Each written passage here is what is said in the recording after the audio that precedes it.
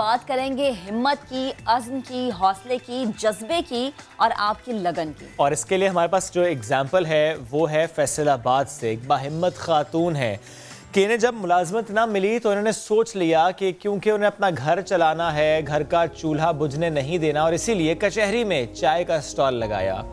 रानी मुश्किल हालात का सामना कैसे करती हैं, इस पर शाहीन शहजादी ने उनसे गुफ्तगू की, उन पर एक रिपोर्ट तैयार की है, आपको दिखाते हैं। अंदर की औरत है ना, जो मन कहते हैं ना, जिसको खत्म करके ना तो फिर इधर काम किया।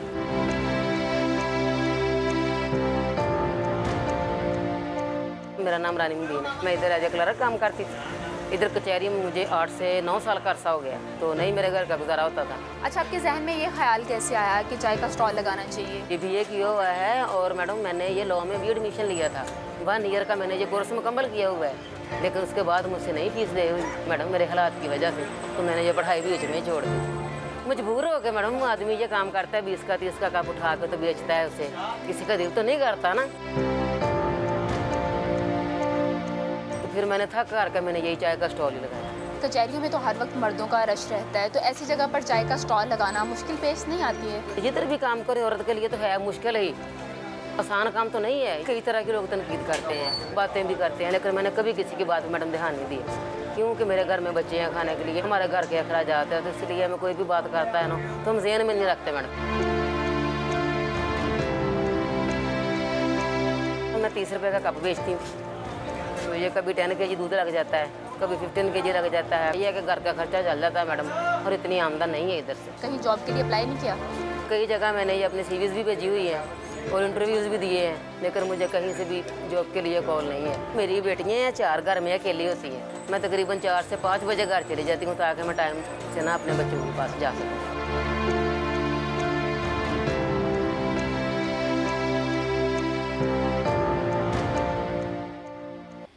तो काम करने का ये जज्बा होना चाहिए आपके अंदर, ये हिम्मत होनी चाहिए कि बस कुछ भी करना है, रिस्क हलाल कमाना है और अपने घर का चूल्हा चलाना है। शाहीन की रिपोर्ट हमने दिखाई, अपने नाज़िन को गुफ्तगू भी थी, वो भी हमने दिखाई। अब आगे हम बात करेंगे कनाडा की, जिसकी हुकूमत ने 3 साल में 10 लाख अफराद को शहरियत देने का फैसला कर लिया जनाब। तो सवाल है कि क्या आप उन खुशकिस्मत लोगों में से एक हो सकते हैं या फिर नहीं? दरख्वास्तें जो हैं कितनी जल्दी मुंतखब होंगी, किन माहिरीन की कनाडा में ज़्यादा तलब है, ये बहुत सारे सवाल हैं। एग्जैक्टली और महक ये भी कि फॉर इंस्टेंस अगर 100 एप्लीकेशंस हों तो उसमें से कितने एप्लीकेंट्स पाकिस्तान के हैं जो जिनकी एप्लीकेशन जो है वो मंजूर होती है? क्या एज ब्रैकेट है जिनको अप्लाई करना चाहिए? किस फील्ड से आप वाबस्ता हैं तो आपको अप्लाई करना चाहिए? ये सारा प्रोसेस क्या है? इस पर समा डिजिटल ने खुसूसी रिपोर्ट तैयार की है। फारूक बलोच की रिपोर्ट देखते हैं। अस्सलाम वालेकुम, मैं हूं फारूक बलोच, बिजनेस जर्नलिस्ट समा डिजिटल। रकबे के लिहाज से कनाडा दुनिया का दूसरा बड़ा मुल्क है, लेकिन इसकी आबादी सिंध से भी कम। शायद यही वजह है कि दुनिया की इस 10वीं बड़ी मईशत को चलाने के लिए कनाडा की हुकूमत अगले 3 साल में 10 लाख से ज़्यादा लोगों को शहरियत देगी। यानी 2022 तक हर साल 3.5 लाख से ज़्यादा लोग कनाडा जा पाएंगे। लेकिन कनाडा ही क्यों? US world and news report के मुताबिक मयार ज़िंदगी के लिहाज से कनाडा दुनिया में नंबर 1 पर आता है। ये दुनिया के 6 महफूज तरीन ममालिक में से एक है। यहाँ पर तालीम और सेहत का जो निज़ाम है वो वर्ल्ड क्लास है। 12वीं जमात तक पब्लिक स्कूलों में फ़ीस ही नहीं देनी होती, जबकि सेहत, इलाज, मुआवजे की जो सहूलियात हैं चंद एक चीज़ों को छोड़कर वो बिल्कुल मुफ्त है। यहाँ तक कि कनाडा का शुमार उन ममालिक में होता है जो कम से कम तनख्वाह यानी मिनिमम वेज के लिहाज से भी बहुत ज़्यादा सैलरी देने वाले ममालिक में शामिल हैं। अब आप सोच रहे होंगे क्या आप कनाडा की शहरियत की अहलियत रखते हैं? इस सवाल का जवाब हमें भी चाहिए था, इसलिए हमने एक इमिग्रेशन एक्सपर्ट का इंटरव्यू भी किया, उससे सवाल किए। कैनेडियन हुकूमत से भी हमने कुछ सवालात किए, उनका जवाब क्या था वो भी आपको बताएंगे। साथ ही में हमने उनसे कुछ 5-6 साल का डेटा हासिल किया, इसमें ज़बरदस्त इंसाइट्स हैं, वो भी आपसे शेयर करेंगे। कनाडा की हुकूमत को हर साल तकरीबन 4 लाख एप्लीकेशंस मौसूल होती हैं परमानेंट रेजिडेंस के लिए, और अगर पाकिस्तान की बात की जाए तो इसका 3% जो तकरीबन 12,000 बनता है वो पाकिस्तान से आता है। यानी हर 100 में से सिर्फ 3 एप्लीकेंट्स पाकिस्तान से अप्लाई करते हैं, और जो एप्लीकेंट्स कामयाब होते हैं उनके ममालिक में जो सर फ़हरिस्त हैं 5वें नंबर पर पाकिस्तान है। तो आप टॉप 5 कंट्रीज़ में शामिल हैं। और अगर हम हर 100 एप्लीकेशंस की बात कर लें तो उसमें से 14 सिलेक्शन जो कामयाब कैंडिडेट्स होते हैं वो इंडियंस होते हैं, 13 के करीब फ़िलिपिनोज़ होते हैं और 6 के करीब सीरियंस और 4 कह लें कि 100 में से पाकिस्तानी एप्लीकेशंस कामयाब होती हैं। एक और इंटरेस्टिंग फैक्ट जो हमें डेटा से मिला वो ये कि अगर आप फ़ीमेल हैं तो आपके चांसेस ज़्यादा हैं, क्योंकि हर 100 में से 51 यानी मोर देन हाफ़ जो एप्लीकेशंस हैं सक्सेसफुल वो फ़ीमेल कैंडिडेट्स की होती हैं। और अगर स्किल माइग्रेशन की बात की जाए तो टोटल जो ओवरऑल एप्लीकेशन आती हैं हर 4 में से एक इसी कैटेगरी में से होती है। इसमें कुछ फील्ड्स जो ख़ास तौर पे सर फहरिस्त हैं उसमें इंडस्ट्रियल, इलेक्ट्रिकल और कंस्ट्रक्शन सेक्टर है, नेचुरल रिसोर्सेज है जैसे गैस, ऑयल, फ़िशिंग, एग्रीकल्चर वगैरह, और जो प्रेशियस मेटल की माइनिंग है, कोल माइनिंग है, ये शामिल है, इनकी जॉब्स बहुत ज़्यादा हैं। और साथ ही में शेफ़्स और कुक्स यानी खानसामाओं की भी ज़रूरत है वहाँ पे। बुचर्स और बेकर्स यानी कसाई और जो बेकरी के लोग हैं उनकी भी जो वहाँ पे जॉब्स में बहुत ज़्यादा डिमांड है। ये चंद एक कैटेगरीज़ हैं, बट इसके अलावा और कौन सी कैटेगरीज़ हैं जो हाई डिमांड में है और क्या रिक्वायरमेंट होती है कि एप्लीकेशन की, और एक स्ट्रॉन्ग एप्लीकेशन होती क्या है, इसमें कितना टाइम लगता है, कितने पैसे लगते हैं, इन सवालों के जवाब हम जानते हैं कि इमिग्रेशन कंसल्टेंट से। देखिए, कैटेगरीज़ की तो एक पूरी लिस्ट है काफ़ी लंबी, लेकिन जो मेजर अगर हम बात करें जिनकी उनको बहुत ज़्यादा इमीडिएट ज़रूरत है उसमें इंजीनियरिंग और आईटी सबसे ज़्यादा। उन्होंने एक में स्पेसिफाई किया था कि हम 1,95,000 आईटी के लोग लेंगे, क्योंकि उनके पास जो सबसे ज़्यादा शॉर्टेज है वो आईटी, और आईटी में उन्होंने फिर फर्दर कैटेगराइज़ किया कि सॉफ्टवेयर वाले सबसे ज़्यादा चाहिए, उसके बाद उनको फिर क्लाउड प्रोफेशनल्स चाहिए, फिर उसके बाद उनको नेटवर्क के लोग, फिर सिक्योरिटी के लोग, फिर आपके पास अगर थोड़ा सा नीचे चले जाएँ तो उनको बहुत जल्दी जो लोग चाहिए उनमें कारपेंटर, क्राफ्ट्समैन, प्लम्बर्स, जो लेबर कैटेगरी है उनका वीज़ा भी बहुत फास्ट प्रोसेस होता है। और नॉर्मल कैटेगरीज में अगर आप आएँ, अगर टॉप 10 अगर आप कहते हैं तो उसमें अकाउंटेंट्स भी हैं, उसमें आपके पास ऑडिटर्स भी हैं, ये लोग भी उनके लिस्ट में हैं जो कि वो जल्दी पिक करते हैं। पहला स्टेप होता है आइल्स के अलावा वो है डिग्री असेसमेंट।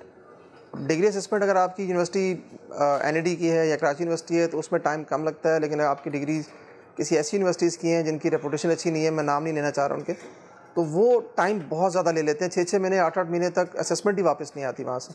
लेकिन अगर आप फाइनल वीज़ा का प्रोसेस टाइम पूछेंगे वो फिक्स है, जिसको हम एक्सप्रेस एंट्री कहते हैं, वो 6 मंथ्स के अंदर उनको आपका वीज़ा अलॉट करना है। कनाडा कंपैरेटिवली सबसे सस्ता मुल्क है अप्लाई करने के लिए।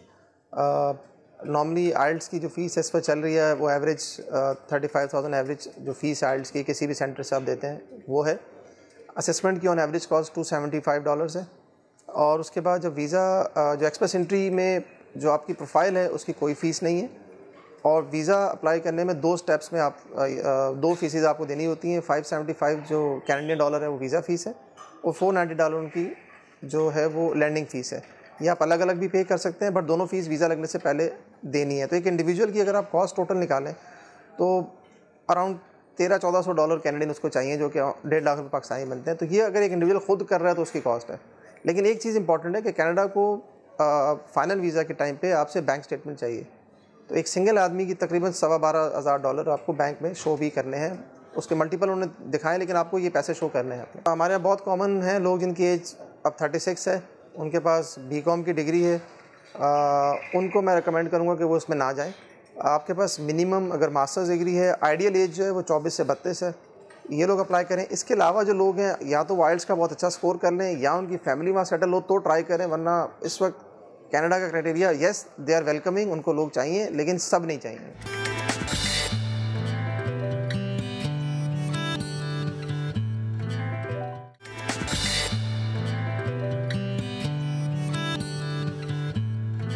आज का दिन जब हम करेंगे टोटके, हमारा पैनल है हमारे साथ। इनफैक्ट आप भी हैं हमारे बड़े करीब, बड़े साथ, क्योंकि आप हमें कॉल कर सकते हैं अपने मसाइल, अब वो हमें बता भी सकते हैं, और उनका हल इसी प्लेटफॉर्म से आपके लिए हम लेकर आएंगे। We have doctor Bilqis, Raza Ilahi and doctor Isa with us. और आज के जो हमारे मौजूद है वो भी अनाउंस हम कर देते हैं, लेकिन उसके अलावा भी आप हमें कॉल कर सकते हैं, मसला कोई भी हो, क्योंकि आई एम श्योर ये जो हमारे पैनलिस्ट हैं ये आपको उस पर बेहतरीन राय ज़रूर देंगे।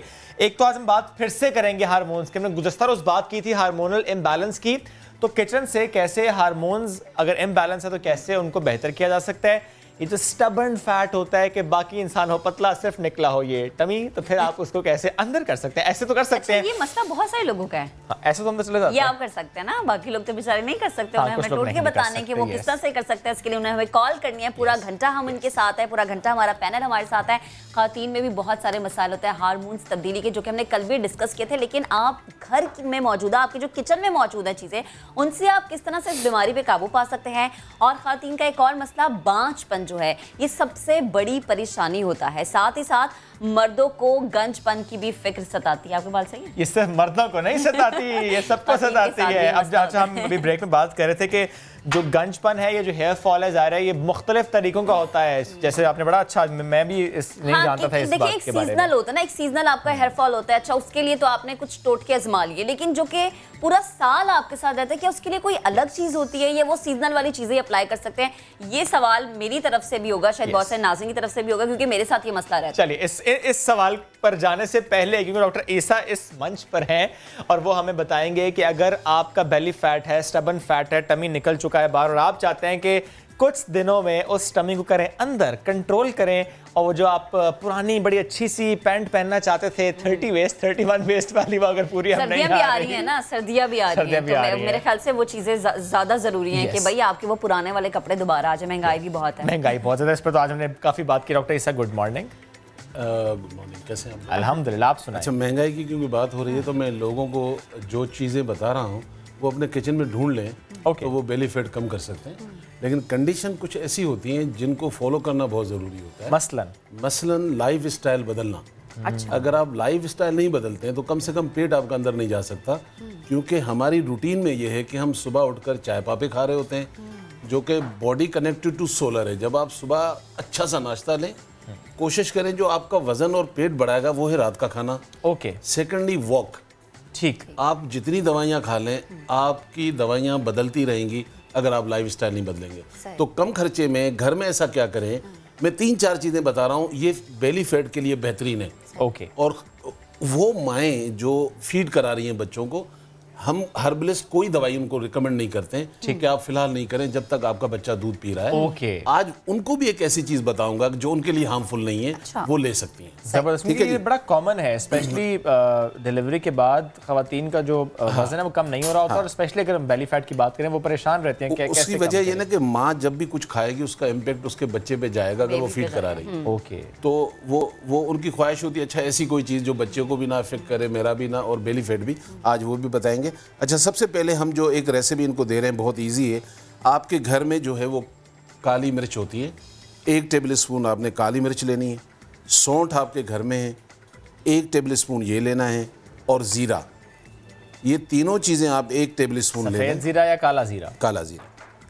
अच्छा, ये तीनों चीज़ें आप लेने के बाद इसको पाउडर बना लें, ठीक, और एक जार बना लें। अब इसकी क्वांटिटी आप ज़्यादा करना चाहें तो रेशो आप यही रखें, ठीक है। आधी चमची सुबह शाम आपने नीम गर्म पानी के साथ देनी है। दिन में 2 दफ़ा, कोई पाबंदी नहीं है, बिफोर मील और आफ्टर मील, ये चॉइस आपके ऊपर है। 3 चीज़ें हमने डाली, बेली फैट के लिए बेहतरीन है। अमूमन होता क्या है कि जब आप रात को खाना खाकर फिर आपके सामने टीवी, मोबाइल और आप बिज़ी हैं और आपका कोई लाइफ स्टाइल नहीं है, आपकी वॉक नहीं है, तो बेली अंदर नहीं जाएगा। आप दवाइयों पे इतना खर्चा करेंगे कि आपका जेब अंदर चली जाएगी, पेट अंदर नहीं जाएगा। तो जरूरी ये भी होता है कि कहते हैं कि अगर आप नहार मुंह सुबह उठ के गर्म पानी पिए, उसमें एक लीमू निचोड़ लें और वो पानी पिए, उससे भी आपका फैट देखिए, लेमन कोई शक नहीं है कि सिट्रस में पेट काटता है, लेकिन हमारी बहुत सारी बहनें, बहुत सारी माएँ जिनका हड्डियों के मसाइल हैं, लेमन अगर डेली बेसिस पे लें तो उनका पेन और बढ़ जाता है। ओके। तो हर चीज़ हर आदमी के लिए नहीं है। जैसे मिसाल के तौर पर ये चिया सीड है। अब चिया सीड आम पंसार पे तो नहीं मिलेगा, यहाँ तो किसी बड़े स्टोर पे जाएं, क्योंकि आता बाहर से, पाकिस्तान में मेजोरिटी को पता नहीं है, वो बेचारे तुखमलंगा यूज़ कर रहे हैं। ओके। तुखमलंगा और चिया सीड दोनों में फ़र्क है, ये यहाँ होता नहीं है, बाहर से आता है। अवेलेबल है, अब तो हमारे पास तो होता ही है, लेकिन बड़े स्टोर पे मिल जाता है, बड़े स्टोर पे। लेकिन इसकी पहचान क्या है? चिया सीड को अक्सर लोग पहचानते नहीं है। अच्छा, इसकी पहचान ये है कि तुखमलंगा तो हम सदियों से इस्तेमाल कर ही रहे हैं। ये चिया सीड है, आपने 1 टेबल स्पून पानी में डालना है, ठीक है। इसको पूरी रात रखेंगे, ये दाना एक दूसरे से चिपकेगा नहीं। ओके। जबकि तुखमलंगा वो जेल बना देगा। बिल्कुल ऐसा ही। अच्छा, ये पूरी रात के बाद भी एक एक दाना अलग नजर आएगा। तो रात में आप 1 टेबल स्पून डालकर इसको भिगो दें और सुबह उठकर अल्लाह ताला का नाम लेकर, अगर आप शुगर के पेशेंट नहीं हैं तो आप इसमें 1 टीस्पून शहद डालें, ½ टीस्पून लेमन डालें। अगर आप शुगर और ब्लड प्रेशर के पेशेंट हैं, दोनों चीज़ों को ड्रॉप करें, आधी चमची दालचीनी डालें। जो सुबह भिगाया था वो सुबह पिएंगे रात वाला, और शाम को जो भिगोएंगे वो बिफोर स्लीपिंग, सोने से पहले दिन में 2 दफ़ा। तो एक रेसिपी ये आ गई चिया सीड के लिए, एक हमने घर की बता दी, एक और मैं आपको किचन में भेज रहा हूँ कि आप घर में एक और चीज़ क्या बना सकते हैं जो बहुत ही आसान है और बड़ी ज़बरदस्त है। डॉक्टर साहब, इस पर जाने से पहले मैं कॉल ले लेते हैं। Please. We have Mrs Razzaq from Karachi. Mrs Razzaq, good morning. Good morning. Hello ji, Mrs Razzaq, क्या सवाल करना चाहेंगी, किन से करना चाहेंगी? मैं मैडम चीफ से करना चाह रही हूँ, उनसे मुझे ये सवाल करना है। जी पूछिए। जी वालेकुम अस्सलाम। वालेकुम अस्सलाम। जी मुझे समय आपसे पूछना था कि मेरा बेटा जो है वो माशाल्लाह से 19 साल का है। तो जब वो 15 साल का था तो उसको अल्जाइमर की, मतलब डॉक्टर ये कहते हैं कि उसकी एक फैमिली है एनक्लाइजिंग स्पॉटलाइटिस, तो वो उसको प्रॉब्लम हो गई थी। तो उस वक्त उसकी हाइट बहुत तेजी से बढ़ रही थी। अभी भी माशाल्लाह 5'3" है, लेकिन ये चाह रही थी कि थोड़ा सा और उसकी हाइट ज़्यादा हो जाए, जो है और जैसे उसके भाई बहन है तो उस तरह से हो जाए।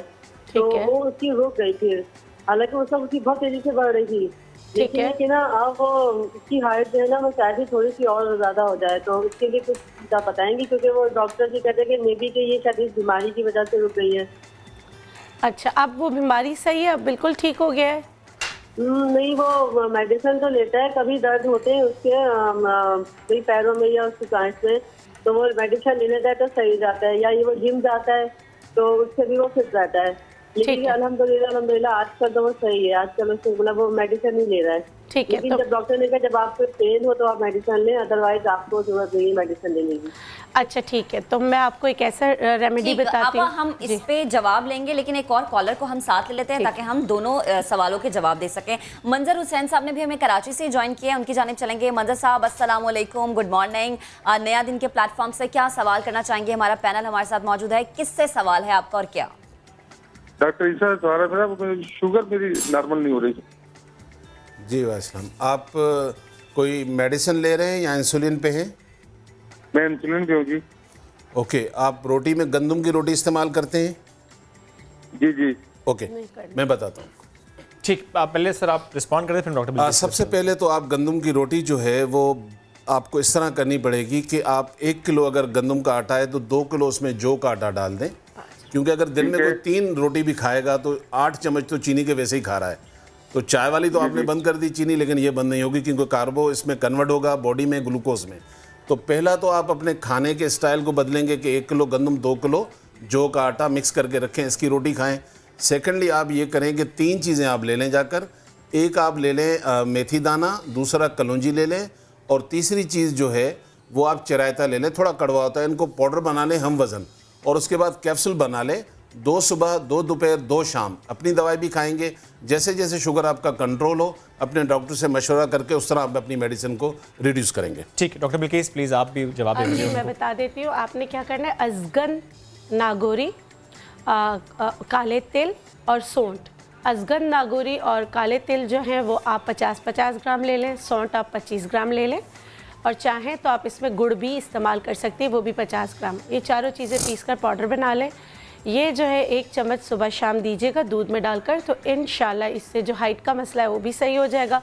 इसमें सौंठ और अजगन जो है वो आपकी बॉडी में ऑक्सीजन की सप्लाई को सही करेगा, तो इंशाल्लाह जो दूसरी बीमारी आप कह रही हैं उसमें भी फ़र्क पड़ेगा इंशाल्लाह। ठीक है, इंशाल्लाह अल्लाह करे कि ये जो आपने तय आजमाएं और इनसे इनको अफाका हो। खैर बहुत सारे मसले हैं जो कि डिस्कस करना भी बाकी हैं, लेकिन वक्त भी तेज़ी से गुजारा, एक ब्रेक का भी। एक छोटी सी ब्रेक लेते हैं, वापस आते हैं, stay with us.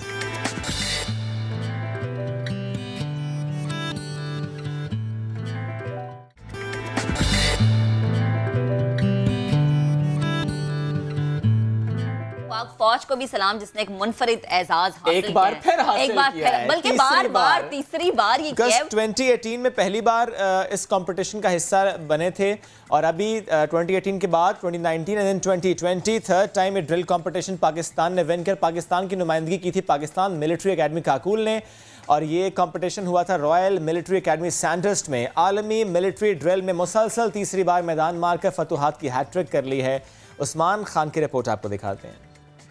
Drill competition तो एक चीज़, बट जनरली हम सब ये सोचते हैं कि इतने एजाज़ जो हासिल करती है पाक फ़ौज मुख्तलिफ ममालिक में जाकर, और अगर हम सिर्फ पाकिस्तान की बात कर लें, हमारी ट्रेनिंग कितनी ज़बरदस्त है कि अगर हमारी ट्रेनिंग हो रही है एबटाबाद में और हमारी पोस्टिंग हो रही है किसी एक शहर में, उसके फ़ौरन कुछ अरसे बाद पोस्टिंग अगर फॉर इंस्टेंस सियाचिन में हो गई, फिर किसी सहरा में चले गए, समंदर पर चले गए, किसी और मुश्किल जगह पर चले गए, और ट्रेन पे चले गए, वज़ीरिस्तान चले गए, हर जगह के लिए ट्रेन फ़ज़ा में चले गए। यस, आप एयर डिफेंस की बात करेंगे तो ज़ाहिर जो ट्रेनिंग होती है, आज हम इसकी बात करेंगे और किससे करेंगे, जिन्होंने बड़े मज़ाया अंदाज से अपनी पहचान बनाई। मैं बात कर रहा हूँ ABC अल्फा ब्रावो चार्ली में कैप्टन गुलशेर की। यानी उन्हें गुलशेर के नाम से ही हम जानते हैं, यूँ तो he is colonel retired Qasim Shah sahab, but जब भी हमारी मुलाकात होती है तो गुलशेर कहना ज़्यादा अच्छा लगता है। Joining us from Peshawar today, good morning.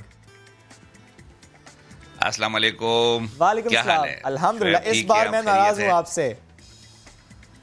नहीं क्यों भाई? हर बार कराची आते हैं हम मिलते हैं, इस बार नहीं मिले।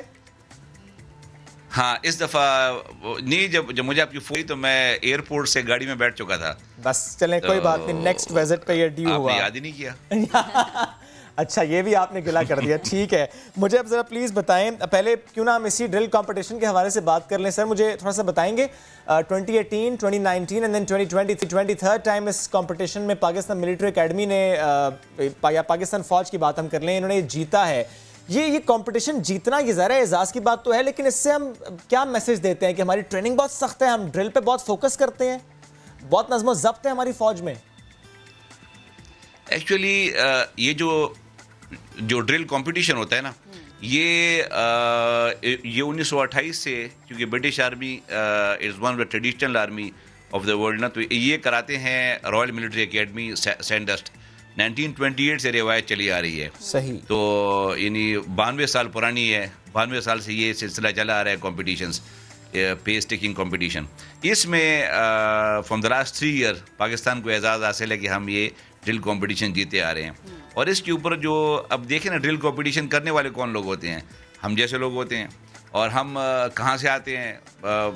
आम स्कूलों से, आम कॉलेजेस से पढ़ के, उसके बाद जो हमारा सिलेक्शन क्राइटेरिया है कि 60 से 65 हज़ार से 70 हज़ार के लगभग हर साल लोग अप्लाई करते हैं आर्मी के लिए, हर कोर्स के लिए, मीन 6 महीने बाद।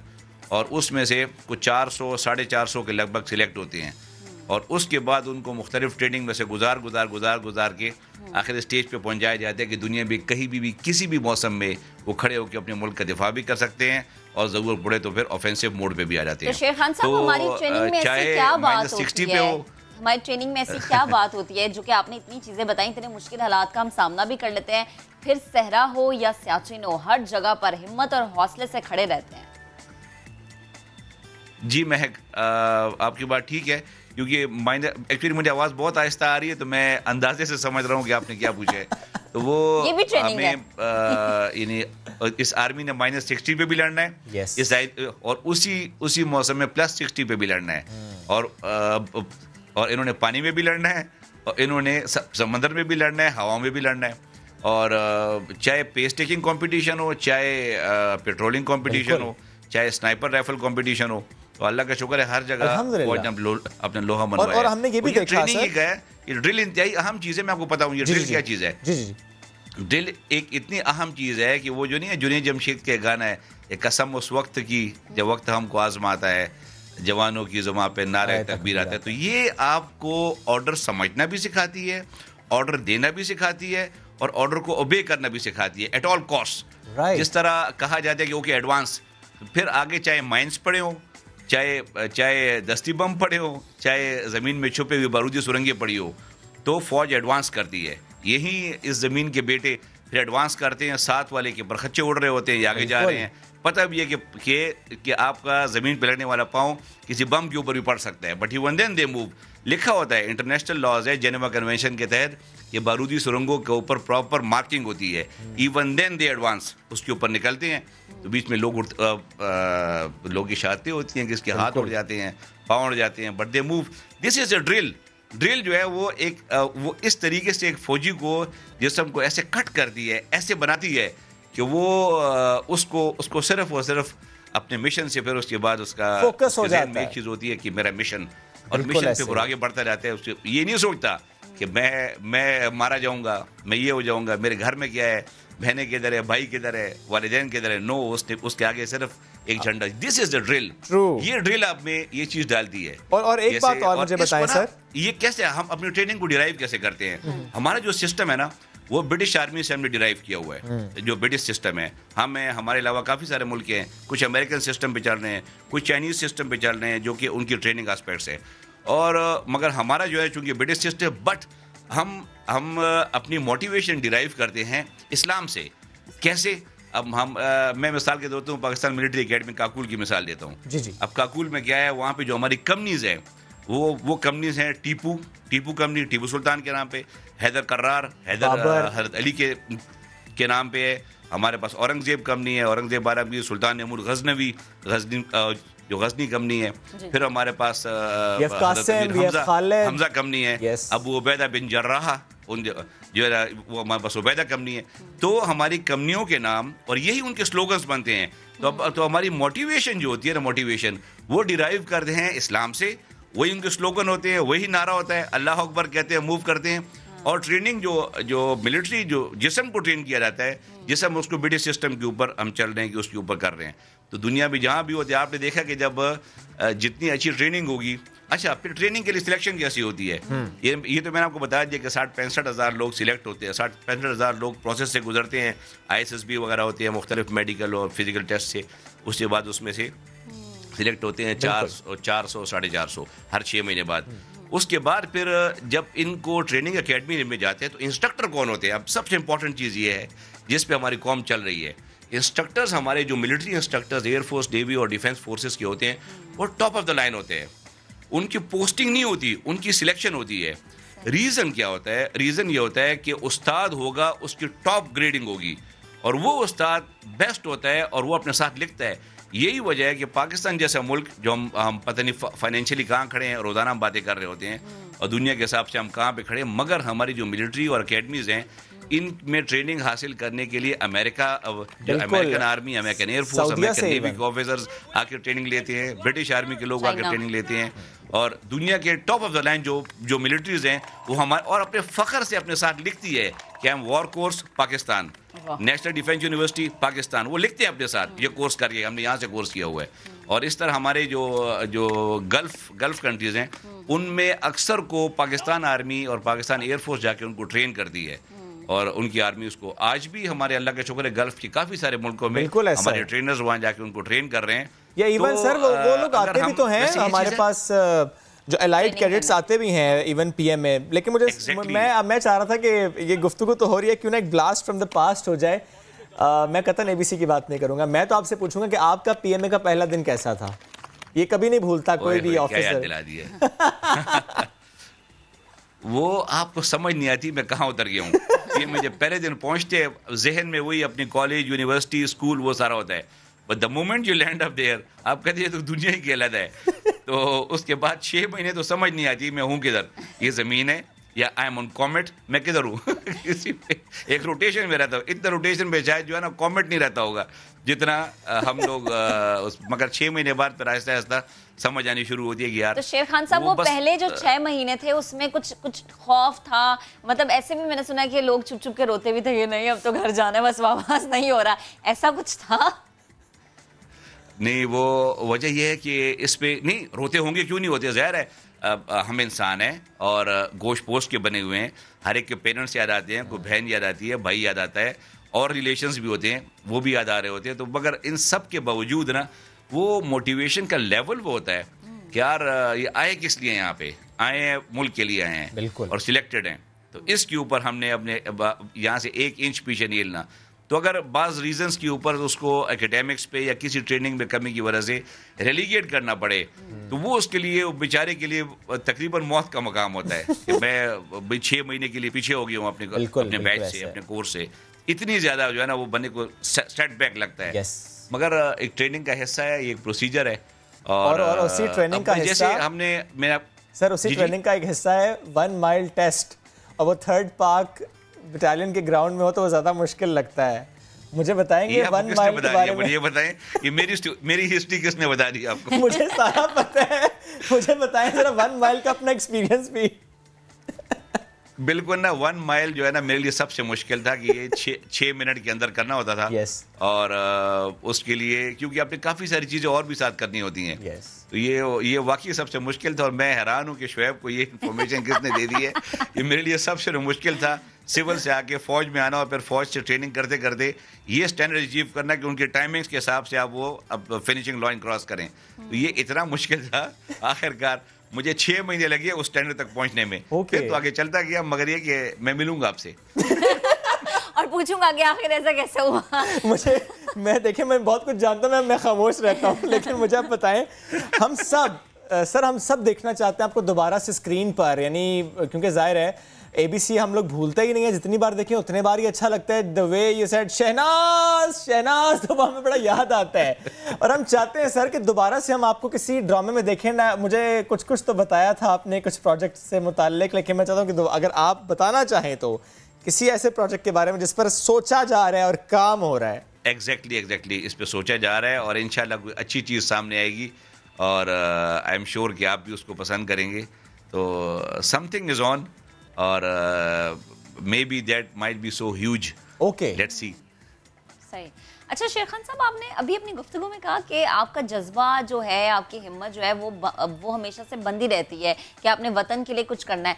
तो हम जब चीज़ें कवर कर रहे होते हैं तो जो अल्लाह अकबर के नारे लगते हैं उसमें हमारे अपने रोंगटे खड़े हो जाते हैं। जो वहाँ पे मौजूद हैं, जो परफॉर्म कर रहे होते हैं, उनकी क्या कैफियत होती है, या जिस तरह से आपने जुनैद जमशेद साहब के गाने का भी रेफरेंस दिया, वो कितना मोटिवेट करते हैं? यकीन करें कि जब अल्लाह अकबर का नारा लगता है ना, तो उसके बाद सब कुछ भूल जाता है। और मैं कहता हूँ वो स्पिरिट होती है। आप जब जंग या ऐसे महाज पे जा रहे होते हैं, यकीन करें ऐसे मौके कभी एटलीस्ट मेरी ज़िंदगी में तो सबसे समझ लें कि पीसफुल टाइम के अंदर हम रहते रहे। फिर बाद में आगे पिछले 2002-03 के बाद हालात काफ़ी ख़राब हो गए थे, तो बाज़ जगहों पे जाते हुए पीछे बच्चों पे आखिरी निगाह डालनी पड़ती थी कि शायद आखिरी दफ़ा इनसे मिल रहा हूँ। तो वो उसके बाद आपके सामने एक ही चीज़ होती है कि बस ऐसे हो कि अल्लाह के सामने खड़े हों तो सुरखरू खड़े हों और कुछ करके आएँ। बिल्कुल। और sir you are a motivation for all of us. जब भी हमारी गुफ्तगू होती है, बस मैं चाहता कि एक जुमला बिल्कुल आखिर में आप नौजवान नस्ल के लिए कुछ अदा करना चाहें इन हालात को देखते हुए, मुश्किलात को देखते हुए, प्लीज़। ज़रूर।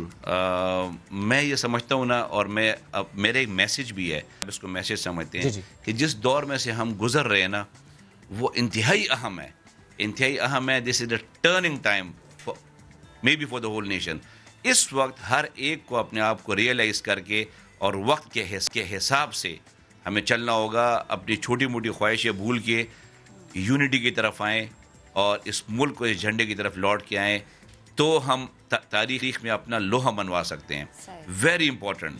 चाहे स्टूडेंट है, चाहे वो इंस्ट्रक्टर है, चाहे वो ट्रेनिंग ले रहा है, ट्रेनिंग दे रहा है, किसी भी फॉर्म में, किसी भी ऑफिस में है, खुदारा इस मुल्क को, इस टाइम को, इसकी अहमियत, इसकी और इस नाजुक दौर की अहमियत को समझें और उसको समझ के अपनी लाइन ड्रॉ करें कि यार मैंने इस लाइन से ना क्रॉस करना है और इसी लाइन, इसी सीध में चलते जाना है।